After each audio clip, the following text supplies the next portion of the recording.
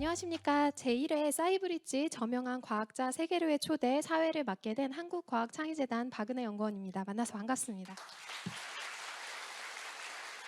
네.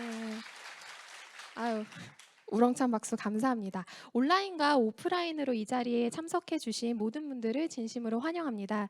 오늘 이 자리는 뛰어난 연구 성과를 거두며 연구자의 길을 먼저 간 여러분의 선배, 저명한 과학자분들과 과학영재 간의 대화의 장 조성을 위해서 준비되었습니다. 특별히 과학기술정보통신부와 한국과학창의재단이 올해 발표한 과학영재 발굴 육성 전략 중 다자가 참여하는 과학영재 양성 생태계 조성을 위한 후속 조치로서 실행되는 프로젝트이기 때문에 더욱더 뜻깊습니다. 특별히 오늘은 유튜브와 줌을 통해서도 또 많은 분들이 함께 해주고 계신데요. 과학영재를 위해 기획된 자리이지만 대한민국의 모든 학생 그리고 국민들께도 함께 공유되는 자리입니다. 온라인에도 함께 해주시고 계시는 모든 분들께 감사의 말씀 다시 한번 드립니다. 이 자리에 앞서 오늘 방금 전에 충북과학고등학교에서 과학기술 인재 양성에 적극 협력하기로 약속하며 한국과학창의재단과 재미한인과학기술자협회 간의 업무 협약을 체결하였습니다. 이 자리에 주요 기관의 많은 내빈분들이 참석해 주셨는데요. 과학기술정보통신부 미래인재정책국 황판식 국장님, 한국과학창의재단 조율래 이사장님, 재미한인과학기술자협회 김영기 회장님, 충청북도교육청 창의특수교육과 우관문 과장님, 그리고 충북과학고등학교의 최동아 교장선생님께서 이 자리를 빛내주셨습니다. 앞으로도 저희 기관들은 과학영재 양성에 적극적으로 힘쓰며 함께 협력하도록 하겠습니다. 네, 이제 본 강연을 시작하도록 할 텐데요. 사이브리지는 올해 총 6회 준비되어 있고 양방향 소통 웨비나로 강연 30분 그리고 학생들의 질의응답 30분으로 구성되어 있습니다. 그럼 제가 첫 번째 강연을 맡아주실 과학자 김영기 교수님의 양력을 짧게 소개해 드리도록 하겠습니다. 시카고 대학교 석좌 교수님이신 김영기 교수님께서는 세계 최고 권위의 입자물리 연구소인 미국 페르미 국립가속기연구소 부소장을 역임하셨고 한국인 최초로 120년 전통의 미국 물리학회 차기 학회장으로 선정되셔서 2024년에 임기를 수행하게 되십니다. 참고로 미국 물리학회는 백악관의 고위직 미국 상하원 의원들을 만나 국가의 과학기술 정책에 대한 자문을 하는 대단히 영향력 있고 의미 있는 자리입니다.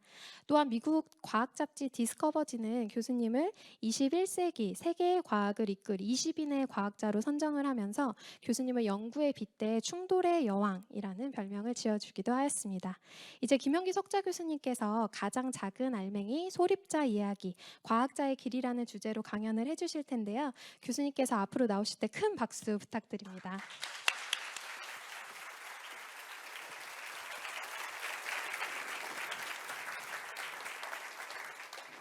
안녕하십니까? 조금 더 크게 안녕하십니까? 네, 좋습니다. 자격이 있습니다. 네, 저 방금 소개받은 김영기입니다. 너무 소개를 잘 해주셔서 그냥 내려가도 될 것 같네요. 제가 오늘 가장 작은 알맹이, 우리는 소립자라고 하기도 하고 뭐 기본 입자 이런 식으로도 얘기를 하는데 그 얘기를 잠시 전해드리고 한 20분 가량, 한 10분은 제가 과학자로서 물리학자로서 어떻게 뭐 지내왔는지 그걸 제 경험을 말씀드리고자 합니다. 여러분이 보는 이 사진은 여기서 이렇게 보죠. 이 둘레가 이게 전부 지하 100m 정도 터널 안에 이런 초전도 자석과 가속관으로 만들어졌습니다. 이게 그 터널 안에 있는 거고 이게 전부 지하 100m 정도고 여기서는 잘 안 보이지만 몇몇 개의 검출기가 또 놓여 있어요. 그래서 얼마나 큰지 이게 27km 정도 되는데 여기가 제네바 공항입니다. 국제공항이니까 어느 정도 큰지 제 짐작이 가실 겁니다. 그래서 이 가속기는 뭐를 하느냐? 라지 헤드론 콜라이더 LHC라고 그러는데 이건 여러분이 아시는 수소 원자의 전자를 빼면 수소 핵인데 그게 수소 핵이 양성자라고 불리죠. 양성자를 한 1조개 정도 모아가지고 가속을 시킵니다. 이 가속기는 어느 정도 속도까지 올리느냐 하면은 빛의 속도의 99.99999%까지 가속을 시키고 그리고 또 반대 방향으로 양성자 빔을 또 만들어서 또 99.999999% 가속을 시킨 다음에 서로 충돌을 시키는데, 각 양성자마다 이렇게 속력이 크다는 거는 에너지가 가지고 있는 에너지가 크다는 얘기거든요. 그래서 충돌 시에 우리가 이 양성자가 함께해서 우리가 가질 수 있는 에너지는, 쓸 수 있는 에너지는 아주 우주 초기의 그 에너지라 볼 수 있는데, 제가 잠시 말씀드리겠습니다. 여기에 보이는 것이 우주, 여기서 빅뱅. 빅뱅은 아주 고에너지. 이거는 뭐 원자보다 훨씬 작은 그런 우주의 시작이었고요. 그동안에 여기서 갑자기 팽창을 막 하면서 그 열로서 팽창이 쓰였으니까 온도는 낮아지고 계속 이렇게 팽창돼서 지금은 우주의 나이가 약 138억 년 됐습니다. 그리고 우주는 아주 차가워서, 물론 태양계는 태양의 그 열로서 우리가 따뜻하게 있지만 전체 우주로 보면은 온도가 영하 270도 정도 되니까 아주 차가운 그런 우주가 되겠습니다. 근데 우리가 제가 얘기했던 가속기로서 그 양성자와 양성자에 아주 큰 에너지를 줘서 여기까지 우주가 시작되고 나이가 10의 마이너스 11초, 11성초, 그래서 약 1000억 분의 1초, 그 나이대의 그 에너지 환경을 우리가 만들어줍니다. 가속기로서. 그러면 그리고 이 충돌은 그 검출기 안에 사는데, 제가 몸담고 있는, 연구하고 있는 검출기는 아틀라스 검출이라고 그러는데, 여기 보이는 것이 그 사진입니다. 우리가 지을 때 얼마나 크냐 하면은 여기 사람이 보이죠. 이 사람은 그 서양 사람이기 때문에 저보다 키가 훨씬 더 커요. 그 사람을 중심으로 생각하면 얼마나 큰지 알 수 있겠죠. 그래서 얼마만큼 자주 이 충돌을 하냐면은 1초에 약 6억 번씩 그렇게 충돌을 합니다. 그렇게 해서, 그래서 그 우주의 아주 1000억 초 분의 1초, 1000억 분의 1초 그 나이로 가서 그때 에너지를 재현시키는데, 그럼 우리가 하고자 하는 게 뭐냐? 입자물리가, 제가 하는 분야가 입자물리인데, 우리가 하고 싶은 거는, 연구하고 싶은 목적은 만물을 만들고 있는 가장 작은 알맹이는 무엇인지 그걸 알고 싶고, 또 이 가장 작은 알맹이들이 어떻게 서로 상호작용해서 뭉치고 부서지고 해서 현재와 같은 우리를 만들고 여러분을 만들고 저를 만들고 우주를 만드는지, 그거를 연구하는 그런 분야인데요. 만물이라는 거는 뭐 여러 분도 되고 이런 모든 물체들, 그리고 우주에 있는 뭐 여러 은하, 다른 은하 애들 모든 걸 합한 거를 제가 만물이라고 부를 거예요.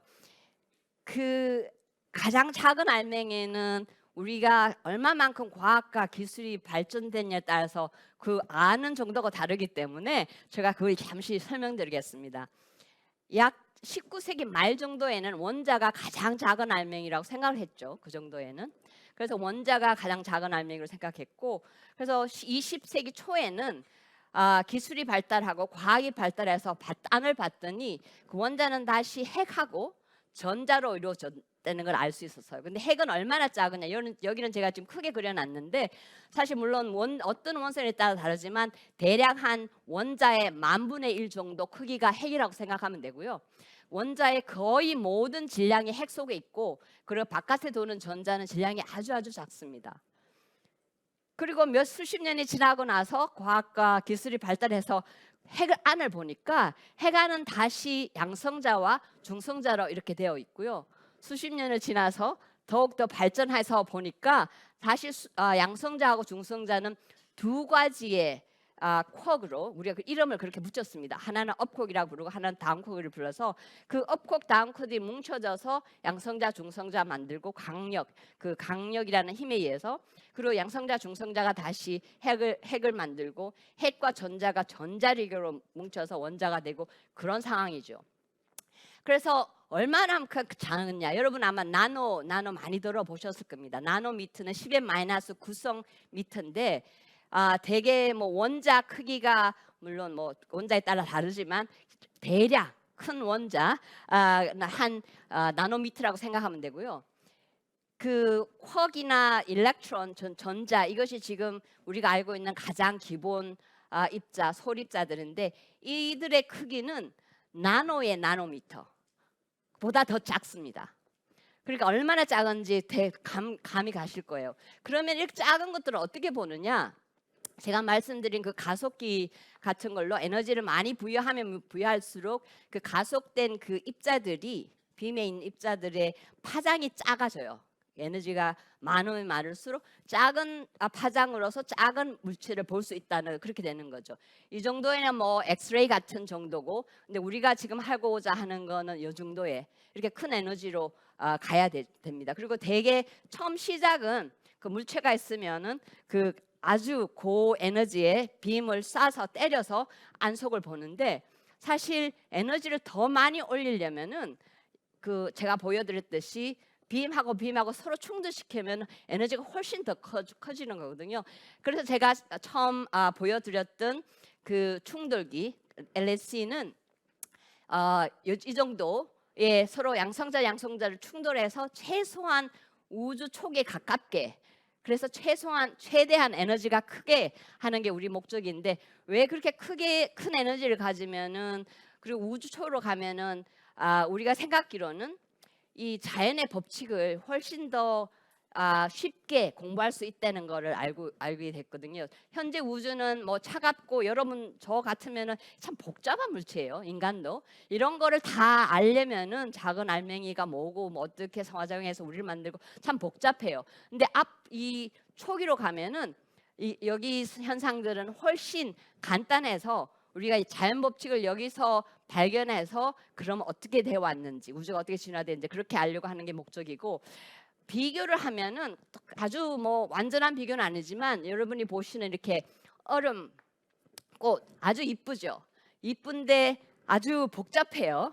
근데 이들은 어떤 걸로 되어 있는지 보려면은 그 열을 가해서, 그래서 녹히면은 전부 물로 되죠. 물로 되면은 훨씬 우리가 이거를 구성된 그 기본 입자들을 훨씬 쉽게 발견하고 공부할 수 있기 때문에, 그래서 비슷한 의미로 우리가 현재 있는 복잡한 우주 대신에 아주 고온으로 가서, 그래서 이제 거기서 연구하는 거고요. 고온이 되면 될수록 여기보다 밀도가 점점 커지고 그 온도도 점점 커지고 그리고 에너지도 점점 커지게 되는 겁니다.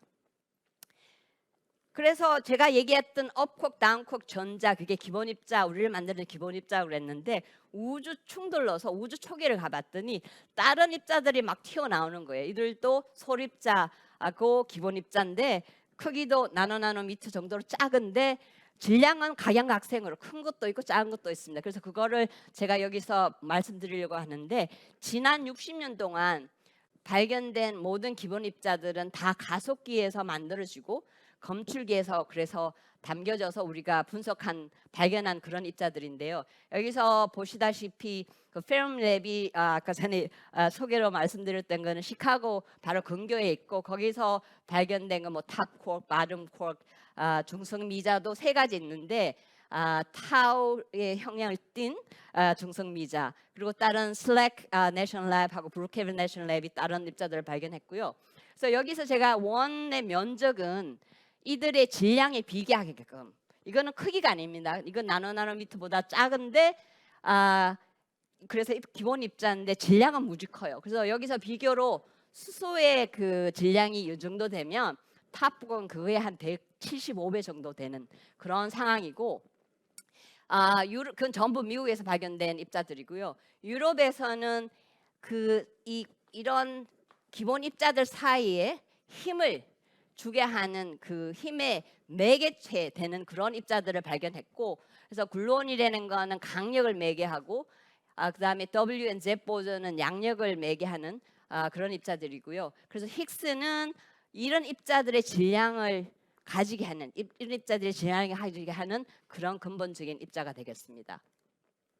그래서 이들 뭐 질량뿐만 아니라 다른 성질을 다 종합해서 만든 게 표준 이론이고, 여기는 뭐 그냥 표처럼 쓰여 있지만 사실 그 의미는 너무 큽니다. 이 표준 이론으로 여러 가지 계산을 다 할 수가 있어요. 어떻게 업콕 다운콕이 어떻게 뭉쳐져서 강력으로, 그래서 영상적 중성자를 만들고 그들이 어떻게 또 뭉쳐져서 핵이 되는지 원자가 되는지 이런 걸 다 계산하고 많은 자연의 현상을 계산해서 답을 해줄 수 있는 아주 아름다운 그런 이론이 되겠는데요. 여기에 한 분을 제가 소개시켜 드리고 싶은데 이분은 이휘소 박사님이고 이분은 여기서 보시다시피 만 41세에 참 안타깝게도 돌아가셨는데 교통사고로 돌아가셨어요. 그래서 이분이 이런 이론을 만드는 여러 사람들 중에 한 분이셨고 그래서 공헌을 많이 하셨고요. 또 이 표준 이론을 만드는데 또 이분은 이 참콕이라는 거에 발견되기 전에 벌써 예측을 하신 그런 아주 어마어마한 그런 분이시고 그 당시에 돌아가셨을 때는 페럼랩에 그 이론하시는 분이에요. 거기에 이론부가 있는데 이론부의 부장이셨고 시카고 대학의 교수로 계시는 동안에 안타깝게 돌아가셨습니다.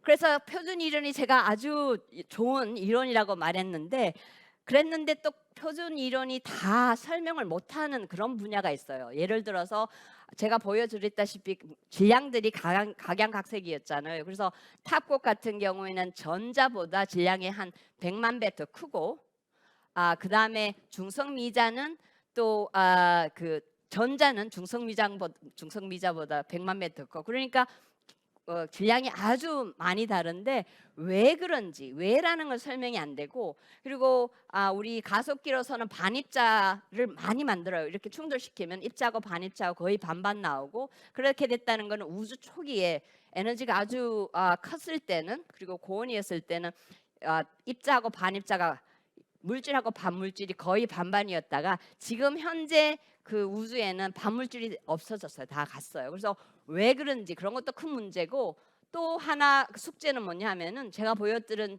역사에서 여기 보면 현재 뭐 갤럭시 이런 게 있는데 이렇게 많이 도는 갤럭시 같은 경우에는 이 도는 속도가 속력은 중력에서 나오는데 우리가 알고 있는 우주의 질량을 다 해도 그 속력이 안 나와요. 그래서 뭔가가 우리가 모르는 그런 질량이 있어야만 그 속도가 나오는데 그걸 우리 모르니까 그냥 그래서 암흑 물질이라 그러고 그걸 찾기를 그게 이제 이 표준 이론에서는 설명이 안 되고 이걸 아직까지 찾는 게 우리의 큰 목적 중에 하나고 그리고 제가 우주가 팽창됐다고 그랬는데 처음에는 아주 급하게 팽창됐었고 그걸 인플레이션이라고 그러고 천천히 되다가 최근에 와서는 갑자기 팽창 속도가 더 빨라요. 그렇다는 거는 뭔가 우리가 모르는 에너지가 있을 수도 있고 아니면은 뭐 우리가 중력을 잘 이해를 못할 수도 있고 여러 가지지만 일단 모르니까 여기도 다크라고 그래서 다크 에너지라고 그러고 이거를 푸는 게 큰 숙제입니다. 참고로 그 다크메라 같은 경우에는 가속기를 써서도 우리가 만들 수 있지만 지금 우주에 그 암흑 물질이 있으니까 우주에 있는 암흑 물질 찾기를 많은 그 연구단체들이 하고 있는데 한국도 아주 중요한 역할을 하고 있습니다. 그래서 한국의 정선의 예밀랩이라고 최근에 작년에 10월 달에 시작을 했는데 거기는 지하 거의 1km 정도 안에 들어가서 아주 그 좋은 검출기를 만들어서 지금 암흑 물질을 찾아내고자 그렇게 하고 있는데 왜 지하로 들어가냐 하면은 지상 위면은 이 우주선이 너무 많아서 백그라운드가 너무 많으니까 이제 밑으로 가서 그렇게 하는 겁니다. 그리고 여기로 다시 돌아가서 그러면 지금 이런 숙제를 풀기 위해서 지금 새로운 그 실험들이 건설 중이고 그리고 또 그 계획되고 있는데 두 가지를 말씀드리겠습니다. 하나는 이 중성 미자에 관한 것인데 중성 미자는 강력과 그 전자기력을 띌 수가 없어요. 그리고 단지 이제 양력에 의해서 다른 물질들과 반응하는데 그 양력을 아마 그렇게 많이 들어보지는 않았을 거예요. 하지만 아주 중요합니다. 왜냐하면은 태양이 그 핵융합을 해서 우리한테 빛을 주고 그 열을 주는 거는 다 그 양력에 의해서 핵융합이 되거든요. 그리고 그래서 중요하고 그래서 핵융합이 돼서 태양에서 많은 숫자의 중성미자가 지금 날아오고 있습니다. 그래서 여러분이 이렇게 해서 엄지손가락을 다 들어보세요. 그러면 여러분 손톱 보이죠?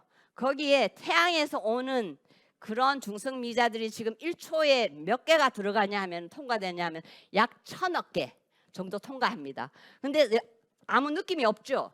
왜냐하면 얘네들은 너무 그 다른 물질들과 서로 이 상호작용하고 힘을 교환하는 게 너무 약하니까 그냥 통과되는 거예요. 그래도 약 한 1000억 개가 매초 간다고 생각하면 그것도 참 재밌는 그런 현상입니다. 그렇게 중요한 거를 이제 어떻게 우리가 그 연구를 하느냐?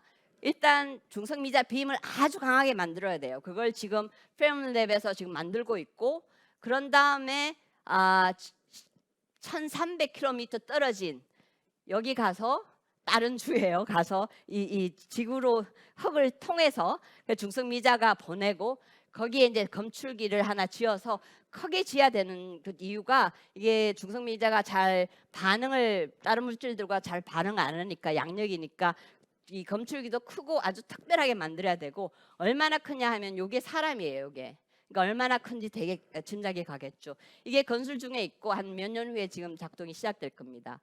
다른 하나 계획은 충돌기, 제가 말씀드렸는데 그거보다 훨씬 더 고온으로 갈 수 있는 충돌기를 만들려고 지금 계획한데, 몇 가지가 있는데 그 중에 한 예로는 유럽에서 여기가 제가 보여드렸던 그 충돌기고, 거기에 비하면 이 정도 더 커야 돼요. 그래서 둘레가 한 100km 정도로 가면, 그러면 현재 있는 기술로서, 과학과 기술로서 이 정도 크게 되면 점점 커지면 점점 더 고온으로 갈 수가 있거든요. 그래서 이렇게 계획을 하고 있고, 제가 가속기를 많이 말씀드렸는데, 이거는 약 90년 전에 여기 보이는 요게 처음 그 원형 가속기를 그 버클리 대학의 로렌스 교수님이 이게 처음에 그 인벤트한 게 요 지름이 약 10cm 정도, 손바닥에 들어올 수 있는 그 크기가 지금 그렇게 어마어마하게 크게 기술도 발달되고 뭐 그래서 완전 성능이 좋은 가속기를 지금 만들어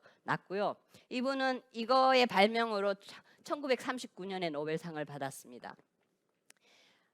우리가 가속기는 입자 물리를 위해서 계속 90년 전부터 계속 많은 발달이 있어 왔고, 근데 모든 그런 기술들은 또 사회에 지금 많이 쓰이고 있습니다. 그래서 약 한 3만 개의 가속기가 쓰여지고 있는데, 사회에서 여러 가지 산업, 타이어는 뭐 칩 만드는 데든지 국가 안보든지 환경, 에너지, 의료에 주로 많이 쓰이고, 큰 가속기, 그 복잡한 가속기들은 주로 과학의 디스커버리를 위한 거고, 제가 말씀드렸던 페럼랩이나 또 유럽에 있는 것도 LSC도 그 하나의 예고, 한국에도 과학을 위해서 하고 있는, 과학을 위해서 존재하는 그런 가속기들이 있고, 포항에 있는 가속기가 그 중에 하나고, 대전의 중이호는 최근에 1차 산업이 끝나서 지금 빔이 들어왔고요.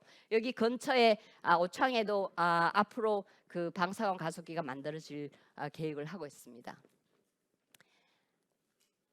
이분은 엔리코 페르미라는 분인데, 이분이 이제 70년 전에, 이분이 그때 이제 시카고 대학 교수님이셨고, 이분은 1938년에 노벨상 받으신 분입니다.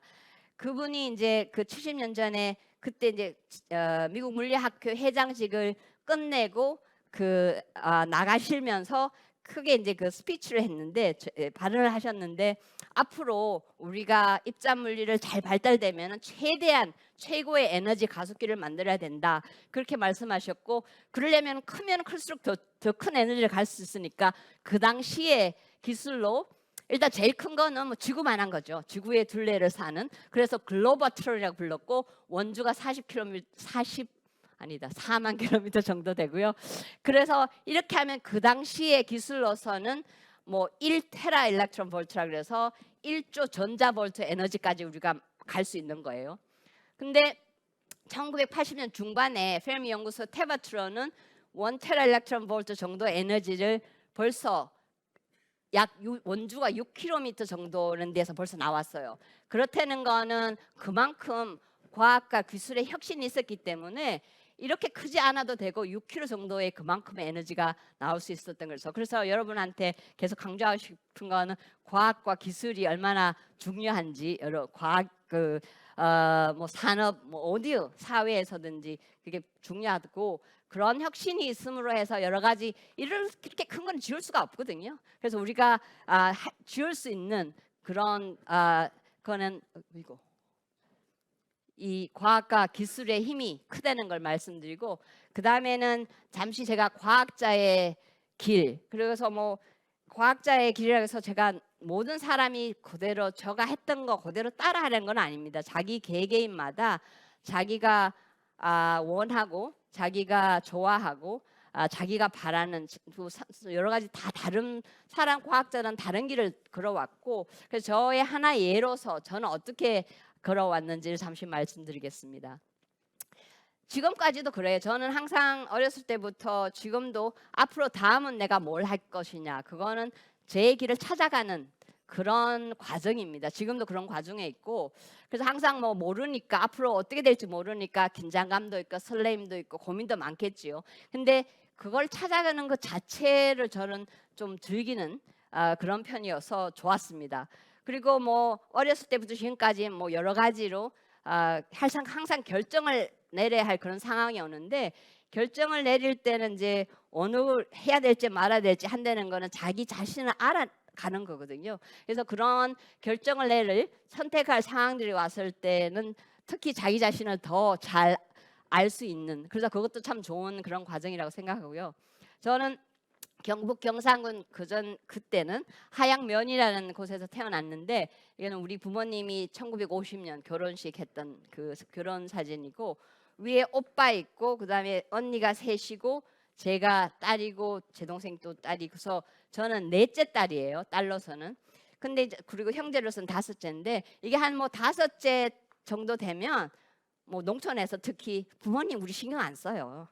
그냥 내버려 논에서 그냥 놀고 뭐 이런 식이니까 그럼 저는 그만큼 자유가 많았고 자유가 많았기 때문에 저는 참 큰 도움이 됐어요. 제가 지금까지 걸어온 그런 과정에서 그리고 국민학교 지금은 초등학교로 그래요. 저는 자꾸 국민학교로 그래가지고 맨날 꾸중 듣는데 초등학교에서는 산수 뭐를 많이 좋아했어요. 근데 뭐 무용, 노래 이런 것도 제가 많이 즐기고 그러다가 처음으로 과학을 알게 된 거는 그 하양 면에서 중학교를 나왔는데 그때 우리 과학 선생님들이 그 몇몇 학생을 불러가지고 경북 과학 경시대회 한번 나가보라. 그래서 선생님들이 저녁에 가끔씩 모여가지고 가르쳐주고 그게 저의 처음 과학을 접했던 그런 때였고, 아무튼 뭐 기억은 여러 가지로 경험한 거는 참 좋았습니다.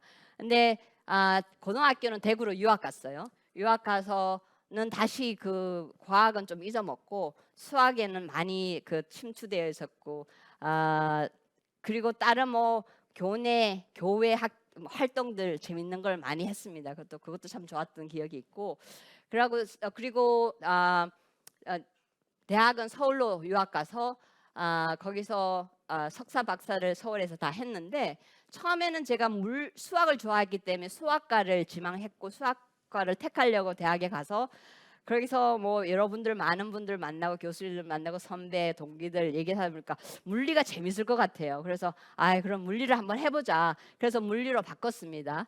그래서 그리고 4학년 때쯤 됐는데 뭐를 할까 그러다가 생각하니까 계속 공부를 하고 싶고 그러면 유학을 가야겠다.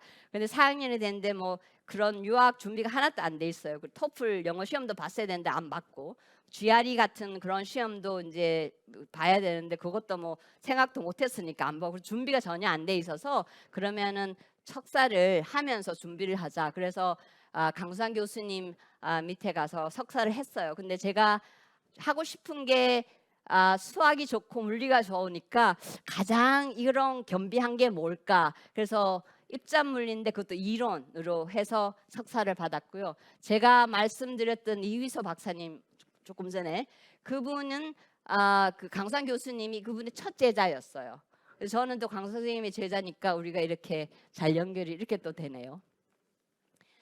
그런 다음에 86년에 라체스터에 와서 그 입자물리 이론을 하겠다 그러고 왔는데 스티브 올스라는 교수님이 또 저를 농락시켰어요. 막 실험 같은 거 막 이렇게 기회를 줘서 저는 모르다가 해보니까 또 너무 재밌는 거예요. 그러니까 저는 막 바뀝니다 마음이. 그래서 이론을 하려다가 실험으로 바뀌고 그래서 이분 밑에 가서 이제 그 박사학위를 받았는데 연구는 여기서 일본에서 그 트리스탄이라는 전자와 양전자는 전자의 반입자예요. 그들의 충돌을 써서 하는 실험을 그 중에 하나가 에미 실험인데 거기에는 약 4개국에서 그 한국을 비롯한 약 60명의 입자물리 학자들이 모여서 하는 그런 실험이었고요.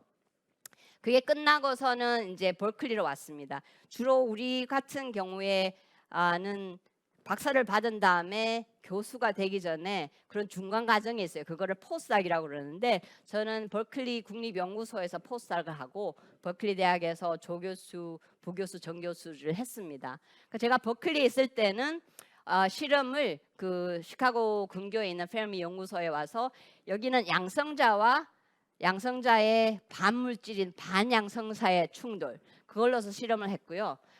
그래서 이거는 그때 검출기 80년도 90년도죠. 그다음에 그 당시인데 제가 쓰면은 이 정도 되고 검출기는 이 정도 됩니다. 그 당시에는. 그리고 2002년에 제가 결혼을 하고 좀 늦게 했습니다.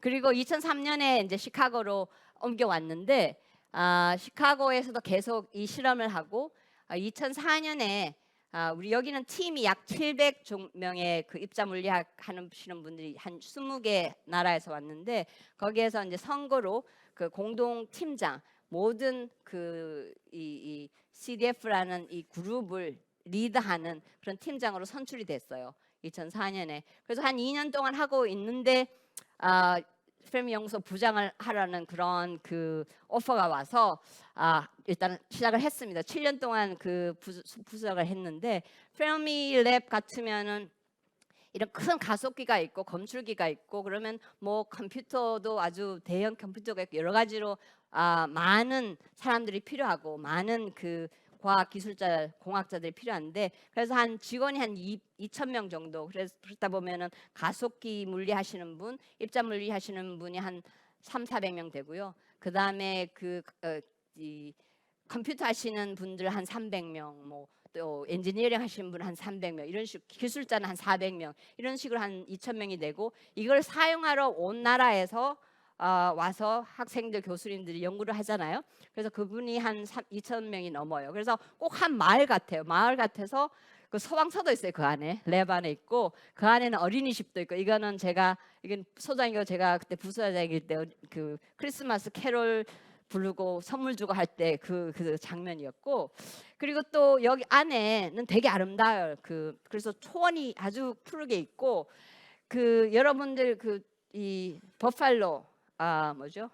한국말로?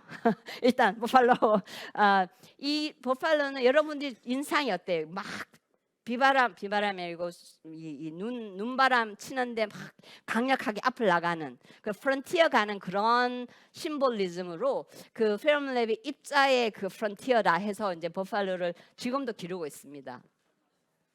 그리고 이제 제가 그 부서장직을 끝내고는 주로 제가 하는 일이 이제 그 제가 보여드렸던 LSC의 이거는 양성자 충돌기입니다. 거기에서 지금 하는 실험 제가 이미 보여드렸고 그리고 지난 10년간에는 또 새롭게 가속기 물리에 또 관심이 많아가지고 가속기 물리도 지금 하고 있습니다.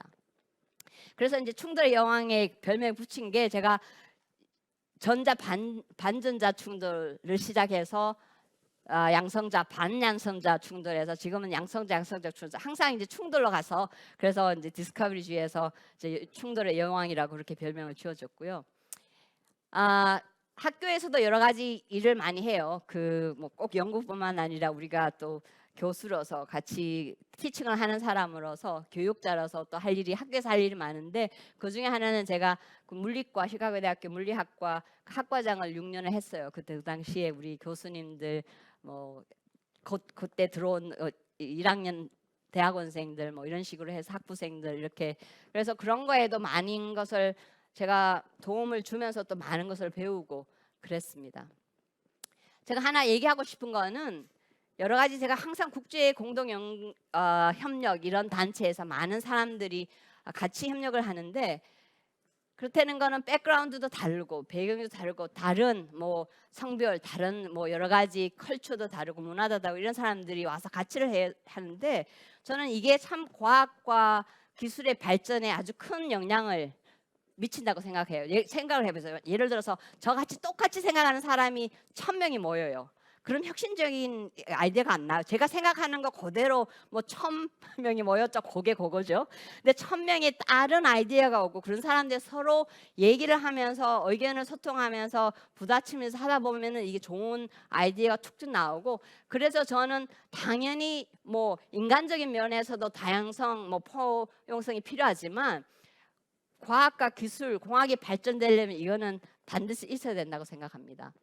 그리고 마지막으로 저는 뭐 우리가 중요한 거는 특히 저한테 중요했던 거는 과학자로서 물리학자로서 문제 설정을 잘 해야 됩니다. 여러 가지 저는 주로 이제 큰 그림을 주로 보는 그런 성격이라서, 그래서 뭐가 가장 큰 그런 문제일까 지금 그런 걸 많이 생각하고, 물론 답을 모르고 시작하지만 그렇게 해야 되고, 저는 항상 많은 연습이 필요하다고 생각해요. 물리 개념 같으면 제가 뭐 학부 때 배웠던 때, 뭐 대학원생 때 배웠던데 지금은 가르치잖아요. 학생들을 다시 보면 새로운 거에 똑같은 거라도 더 깊이 가요. 그래서 반복을 하면서 뭐 새로운 거를 항상 더 많은 그런 연습과 계속 반복이 그대로 반복이 안 하고 점점 깊어지는 그 이해를 하는데 점점 깊게 있는 걸로 그렇게 되고, 자기가 뭐 할 수 있는 그런 독창적인 것도 잘 길러야지 큰 협력 단체에서 자기가 컨트리뷰션 할 수 있는, 공헌할 수 있는 부분이 생길 거고, 두려움을 저는 될 수 있으면 좀 버리고 계속 새로운 것도 그런 할 수 있는 그런 마음을 가지려고 하고, 연구는 뭐 오래 걸려요. 이게 마라톤 같다고 저는 생각을 하고, 그래서 이 발견이 발명이 10년에 한 번 되면 너무 잘 된 거예요. 그래서 매일매일 생활은 항상 조금씩의 알아가는 거, 내가 실수한 거라도 알면은 그거를 알매 성취감으로 생각을 하고 아주 길게 봐야 되고, 그리고 될 수 있으면 마음을 열고 새로운 거를 자꾸 받아들일 수 있는 그런 시각을 그리고 또 시야를 넓히는 그런 문제를 저는 항상 생각을 하고, 그리고 뭐 소통하고 다양성 포용성을 해서 계속 많은 대화로서 서로 많은 토론으로서 더 많이 알게 되고, 제가 중요한 것 중에 하나는 멘티 이런 관계가 되게 중요한데, 아직까지도 제가 이렇게 나이가 들었어도 시니어라도 아직까지도 저는 멘토가 있어요. 멘토가 때 너무 어렵게 생각하지 마시고 여러 가지 대화를 할 수 있고 조언을 받을 수 있고, 그리고 또 내 자신이 그분들한테 또 조언을 해줄 수 있는 그런 관계. 사실 그리고 뭐 우리 사실 외롭잖아요. 특히 외국에서 살고 그러면은 이런 분들이 아주 관계가 서로 믿고 같은 친구가 오랫동안 되는 거예요. 그래서 저는 이런 멘토님들이 저의 친구고 그분들은 저를 이제 멘토라고 생각하고 제가 친구가 되는 거죠. 그래서 마지막으로 이거는 우리 아버님이 써주시는 글인데 제가 항상 마음에 깊이 새깁니다. 이거는 경천 애인이라고 해서 하늘을 공경하고 사람을 사랑하라. 그래서 하늘 저한테는 과학인으로서 자연의 법칙이라고 저는 생각을 하고, 제가 자연 법칙을 찾아내는 그런 공경한 마음, 그리고 과학이든 기술이든 이것도 사람이 하는 거니까 사람을 사랑하라, 그런 거에서 저는 사람을 항상 존중할 수 있고 거기에 다양성 포용성도 많이 포함되는 그런 글귀라서 항상 가슴에 두고 항상 보면서 제가 스스로 많이 채찍을 해서 더 좋은 과학인이 되도록 노력하고 있습니다. 감사합니다.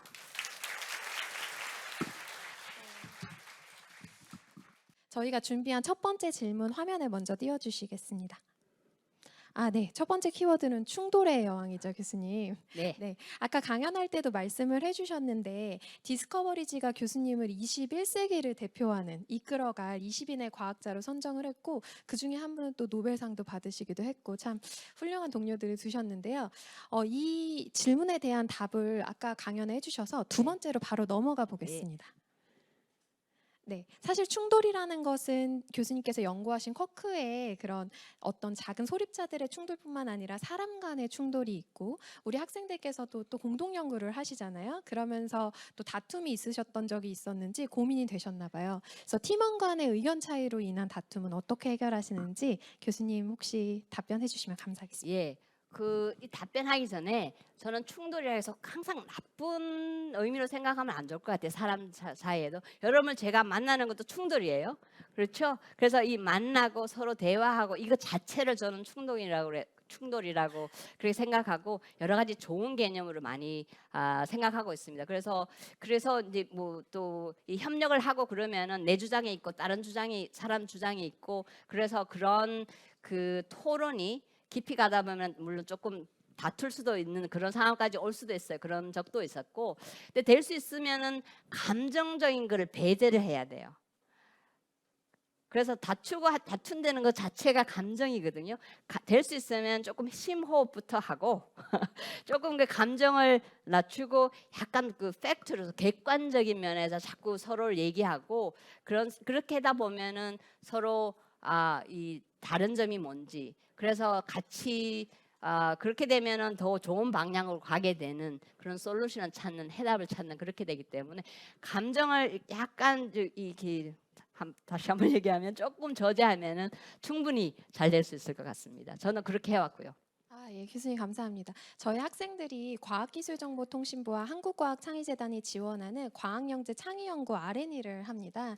그래서 이제 공동연구를 학생들이 항상 하고 있는데 그때 아마 하면서 약간의 어떤 의견 차이도 있을 것이고 연구를 해나가는 성장인데 그것이 성장을 위한 과정이라고 생각해 주시면 여러분들이 좋은 과학자로 교수님과 같은 좋은 과학자로 성장하는 데 큰 도움이 될 것 같습니다. 너무 좋은 학생들에게 힘이 되는 답변 감사합니다. 다음 질문으로 한번 넘어가 볼까요? 네, 교수님께 과학과 기술의 관계성에 대한 질문을 한 친구가 있었습니다. 이것에 대한 교수님의 의견이 궁금합니다.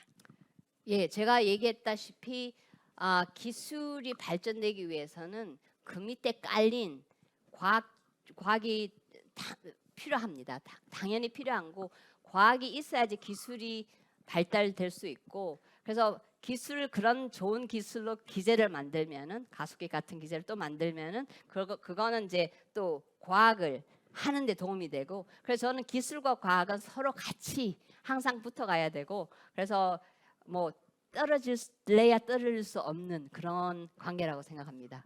예, 감사합니다. 저희가 사실은 기술은 과학을 기반으로 한다고만 생각을 하잖아요. 근데 교수님의 말씀을 들어보니까 발전된 기술이 가속기 같은 기술로서 발전된 것이 또다시 과학의 발전을 이끄는 상호 간에 좋은 영향을 미치는 것이 바로 과학과 기술 그리고 기술과 과학의 관계라는 것을 좀 알 수 있어서 너무 인사이트 있는 답변 감사드립니다. 네, 그 다음 질문으로 한번 넘어가 보도록 하겠습니다.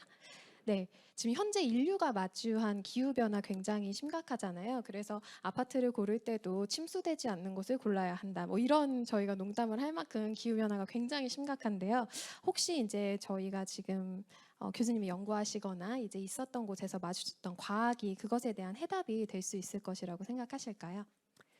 예, 지금 뭐 특히 뭐 에너지 쪽으로서 를 낼 수 있는 여러 가지 그 탄소 중립을 향한 많은 그런 발달 연구들이 되어 가고 있고 어떤 경우에는 좋은 결과들이 오는데 그래서 당연히 과학과 기술이 에너지 우리 현재 이 큰 지구의 문제를 푸는데 중요한데 저는 그것만으로도 될 수 없다고 생각합니다. 왜냐하면 우리 자신이 어떻게 행동하는지 우리 뭐 여러 가지 뭐 산업체도 많고 우리 자신이라는 거는 뭐 그 모든 사회를 구성하는 모든 그 인간들이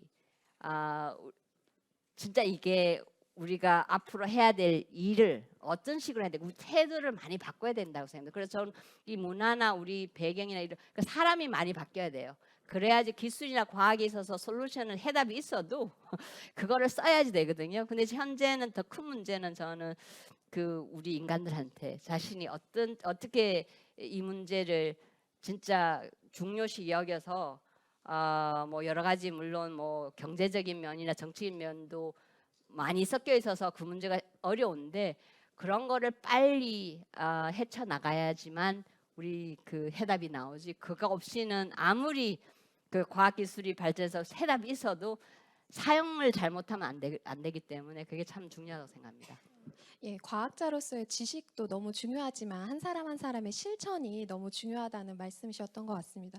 저도 분리수거를 할 때마다 한 사람이 배출하는 쓰레기가 이렇게 많은가라는 생각을 하는데 저희가 조금씩이라도 더 환경을 위한 마음으로 살아간다면 좋은 과학자이자 좋은 또 시민으로서 살 수 있지 않을까 생각이 듭니다. 네, 그 다음 질문은 사실 충북과학고등학교 선생님이 주셨습니다. 네, 저는 선생님이 이 질문을 주셨던 게 굉장히 뜻깊었습니다. 그 연구 주제를 선택할 때 내가 정말로 좋아하는 분야와 요즘 활발히 연구되거나 미래가 유망한 분야 중에서 고민하는 후배 학자들을 위한 교수님의 조언이 궁금하다고 하셨는데요. 아마 이런 고민을 하는 제자를 보면서 선생님께서도 깊은 고민이 되셨던 모양입니다. 교수님 혹시 좋은 의견 한번 들려주실 수 있을까요? 예. 그 뭐 연구 생활을 하려면은 이게 뭐 한 50년 되거든요. 그러면 뭐 예를 들어서 대학원 시절 때부터 아주 제 나이 그 이후에 이렇게 되면은 거의 40년, 50년 적어도 그런 연구 생활을 해야 되는데 이게 그 언제 뭐 핫하고 언제 안 핫하고 이게 오르락내리락해요.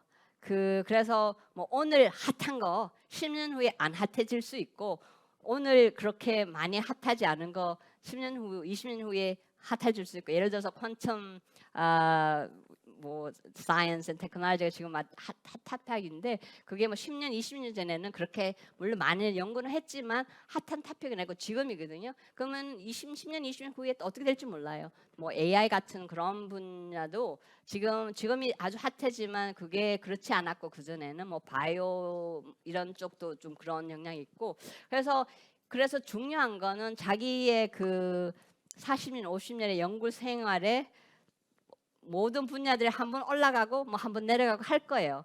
그러니까 지금 생각해야 되는 건 자기 길을 찾아야 된다고 제가 얘기를 했는데 자기가 진짜 관심이 있고 자기가 하고 싶은 거를 먼저 정해야 돼요. 지금이 핫 안 해도 언젠가는 그게 또 20년 후에 핫해질 수 있고 지금 핫하고 해서 20년 후에 핫해지는 건 아니기 때문에 그런 너무 핫한 거에 쫓아다니지 말고 물론 그런 건 알아야 돼요. 이게 상황이 어떤지는 그런 거 다 열심히 공부하시고 어떤 지금 현재 어떤 식으로 데려가는지 연구 여러 분야에 관심은 두시되 일단은 자기가 진짜 하고 싶은 게 마음에 와닿는 자기의 길을 찾으면 좋겠습니다. 아, 네, 여러분 조금 고민에 도움이 되셨나요? 네, 아무래도 좋은 걸 해야 오래 갈 수 있잖아요. 내가 좋아하고 잘하는 것을 꼭 찾는 그런 학생분들이 되셨으면 참 좋을 것 같습니다. 네, 그 다음 질문으로 한번 넘어가 보겠습니다. 네, 이 질문을 주셨던 학생은 정말 많은 질문을 주셨는데 너무 저희에게도 참 인상 깊었습니다. 과학자로서 과학적 지식뿐만이 아니라 인문학, 예술적 소양까지 갖추면 도움이 되는 것이 있을까요? 혹은 교수님께서 관심이 있으시거나 흥미롭게 바라보신 인문학 분야가 있으신가요? 이렇게 질문을 주셨는데요. 답변 네. 부탁드리겠습니다.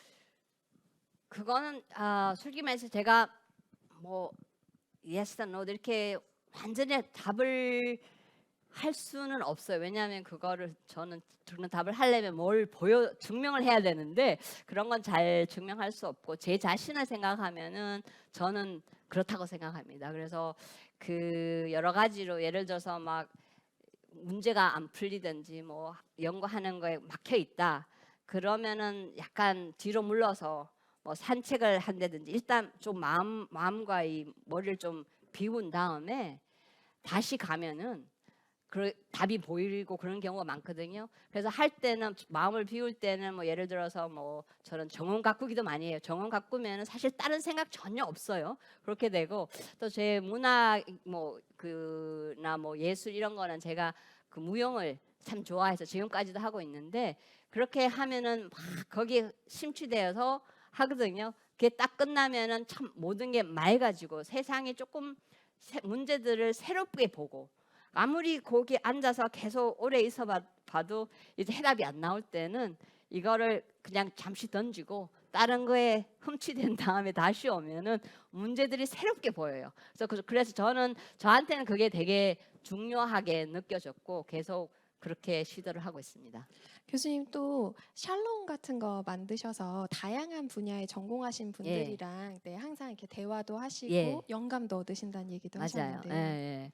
예. 그래서 이제 우리 집에서는 이제 뭐 한 달이나 두 달에 한 번 정도 이렇게 살론 여러분들 19세기에 뭐 파리에서 그런 음악 살롱 하면은 이 그때는 이 음악당이 없었으니까 그 뭐 모차르트나 이런 분들이 와서 발표를 하고 이런 그런 그렇게 가지는 않아도 그냥 집에서 많은 그 예술가나 뭐 문학가나 이런 분들 뭐 과학자도 되고요. 아주 참신한 아이디어나 그런 사람들이 계속 와서 자기 거를 발표하는 시간을 가지고 그래서 계속 질의응답하고 그래서 한 반반 뭐 이 과학 하시는 분, 문학 예술 하시는 분들 모여서 이렇게 얘기를 하면은 그런 거에서도 참 저는 많은 영감을 얻습니다. 네, 비밀이지만 교수님이 학부생이 듣는 철학 수업도 가서 들으신 적이 있으시다고 합니다. 네. 여러분 요새 융합형 인재라는 단어가 나온 지는 한참 되었는데요. 이런 질문을 우리 학생들이 해주신 걸 보니 과학자를 넘어서 또 인문 사회계까지 다 아우르는 융합형 인재이자 훌륭한 과학자로 성장하실 게 또 기대가 됩니다. 이제 마지막 질문으로 드디어 이제 왔는데요. 이 질문을 발견하고는 이제 동료 연구원님과 제가 우리나라의 미래가 참 밝지 않은가 어떻게 이런 질문을 해주는 또 학생들이 있을까 생각을 또 해봤습니다. 그 21세기에도 큰 업적을 남기는 아마추어 과학자가 탄생할 수 있을지 궁금합니다. 이렇게 질문을 주셨는데요. 참고로 아마추어 과학자라는 개념이 생소하신 분들을 위해서 조금 첨언을 드리자면 교육기관에서 특정 학문을 공부하지 않고도 과학자로서 큰 성과를 얻으신 분들을 말하기도 합니다. 예시로 40살에 혼자 화학을 공부해서 산소를 발견했던 조지프 프레스틀리, 그리고 수도원 정원에서 9년간 완두콩 실험을 해서 유전의 법칙을 발견한 그레고어 맨델을 꼽기도 하는데요. 20세기부터는 과학 분야가 너무 전문화가 되었고 21세기에는 아까 가속기 보셨던 것처럼 실험을 위한 도구들이 굉장히 고가이고 접근이 어렵다 보니 아마추어 과학자가 태어나기 어렵다는 평도 있습니다. 교수님 생각은 혹시 어떠신가요?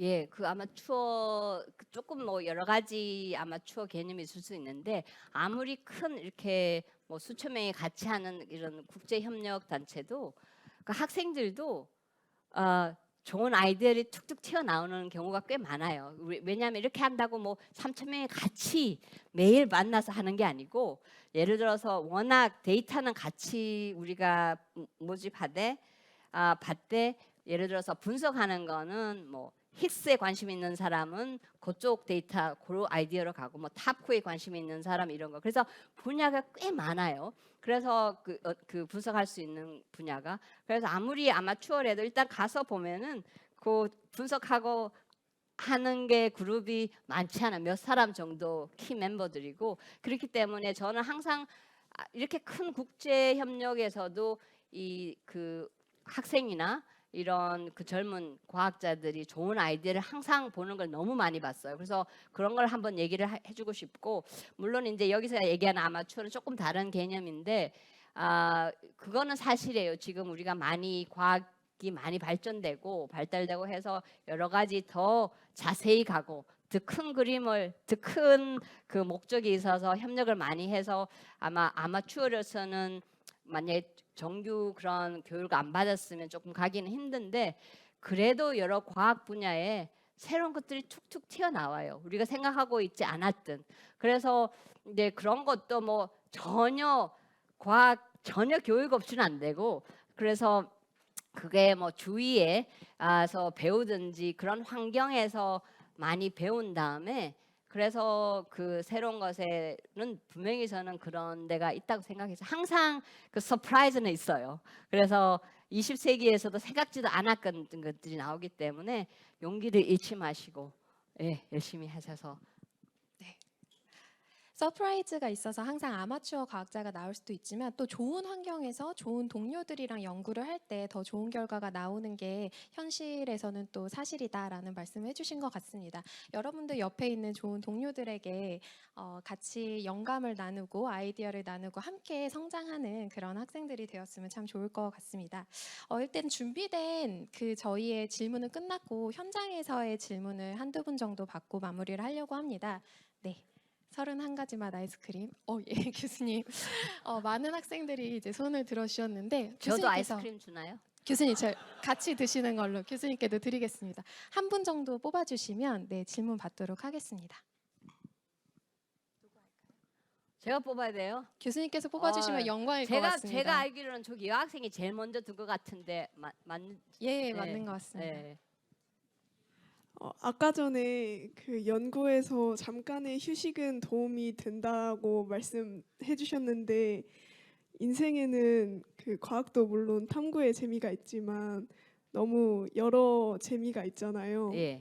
그래서 네, 요즘 제가 그 인생의 재미를 너무 찾아버려서 그 공부에 집중을 잘 못하고 있는데 예. 그 다른 인생의 재미를 좀 어떻게 참아낼 수 있을까?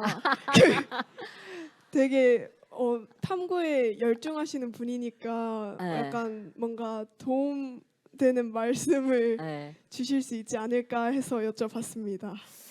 예, 사실 솔직히 말하면은 저는 학교 때 땡땡이도 많이 쳤어요. 고등학교 때도 막 수업 빼먹고 막 바닷가 가고 뭐 친구들이랑 이 문학 제가 아주 좋아하는 친구가 아주 문학적으로 그래서 둘이서 맨날 돌아다니 그런 적도 있고 대학교에서 1, 2학년 때는 완전히 탈춤에 빠져가지고 1, 2학년 때 저 성적은 시들시들입니다. 주로 그러다가 3학년 돼서 아이고야 이게 좀 뭔가를 마음을 잡아야 되겠다. 그래서 저도 그런 적이 있고 근데 그때도 저는 조금 뭐를 해도 조금 뭐랄까 집중을 잘하는 그런 형이에요. 그래서 많이 빠지는. 그런데도 이제 그 항상 조금 객관적으로 생각해서 이게 자기 삶을 어떻게 갈 건지 언제 항상 선택해서 가야 되거든요. 그렇게 되면 저도 그래서 2년 탈춤 딱 하고 보니까 이것만 해서는 내가 하고자 하는 게 아니다. 그래서 딱 끊고 공부를 시작했거든요. 그래서 그런 거를 재밌게 할 때는 재밌게 푹 빠지세요. 괜찮습니다. 근데 그거를 너무 오래 하지 말고 또 딱 어떨 때 딱 끊어줘야 돼요. 그렇게 안 끊어주면은 뭐 제가 어쩔 수 없는 건데 그래서 좀 자기 자신을 냉정하게 생각하고 앞길을 냉정하게 생각하고 끊을 때 확실하게 끊으세요. 네, 오늘을 계기로 네, 새로운 삶을 시작하시고 네, 저력이 있는 학생들이니까 네, 공부의 길로 네, 들어서시기를 바랍니다. 네, 그러면 한 명만 더 받아 볼게요. 교수님 한 분만 더 아이고야. 뽑아주시겠어요? 네, 많은 학생들이 들어주셨네요. 아유 감사합니다. 제가 뽑았으니까 한 분 불러주세요. 네, 교수님 저는 네. 일반인이고 교수님께서 뽑아주시는 아유, 영광을 누가 두 학생들이, 번째로 네, 손들었죠? 첫 학생. 반짝반짝하는 반짝반짝. 학생으로. 예, 반짝반짝. 반짝반짝에 몇 저기 분이 손 있었는데. 반짝반짝한 학생이 저기 예. 있네요. 네, 예. 네. 네, 네. 일어나서 안녕하세요. 저는 1학년 1반 홍유진입니다. 저희 현재까지 가장 작은 입자로 알려져 있는 것은 쿼크인데 예. 현재까지 그 점점 발전되면서 작은 입자들이 알려져 왔듯이 더 새로운 더 작은 입자가 발견될 가능성이 있다고 생각하시나요?